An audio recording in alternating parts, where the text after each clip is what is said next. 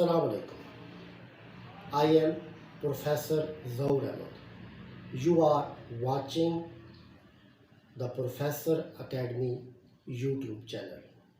In this channel, you would be able to all type of classes, all type of subject lectures such as bio, chemistry, physics, math D1, D2, D3, D4, English, TOEFL, simple English, literature English, grammar English, and Islamiyat, Nazra classes, and also accounts and finance classes, business classes, economics classes, all type of lecture you can see this channel.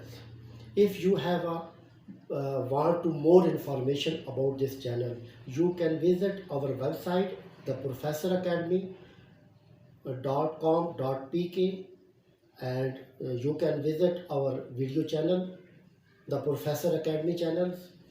Lot of experience and top class professor level persons deliver the lecture about specialist of subjects. You can see and get more and more information. Thank you very much. Hello, my name is Fatma Khan. I am a teacher from the Professors Academy. I have completed my BS in Zoology from Quaid-e-Azam University, Islamabad. I have also continued my MPhil in Zoology from Quaid-e-Azam University, Islamabad. The Professor Academy has provided me this opportunity to teach you lectures, and today I'm going to teach my first lecture, very introductory lecture, just for the demonstration, the cell. What is a cell? I'll continue. What is the cell? As I'm going to teach you biology, and biology has many sub-branches, and one of the sub-branches, cell biology. Cell biology is the branch of biology which deals with the study of the cell. The branch of the subject biology. Biology is the study of life which deals with the study of cell. What is a cell? You have seen many organisms. You can see in your surrounding the animals, the plants, the humans, anyone. Every organism, everything has a basic functional unit which is known as the cell. The functional and the structural unit, which is the most basic one, is known as the cell.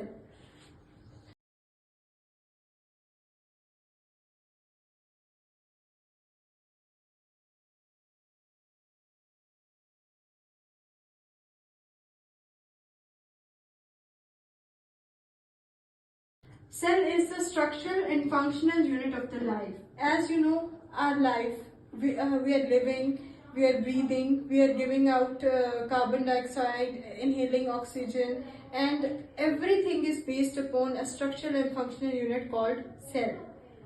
It is the smallest unit that can carry out all the activities of life. It is a building block. Now I'm going to explain what is the difference between multicellular and unicellular. The cells make all the organisms. There are certain organisms which are single cell. There are certain organisms which are made up of many cells. Organisms are known as the organism made up of single cell, as we can say amoeba. And multicellular organisms are the organism mostly we are surrounded with.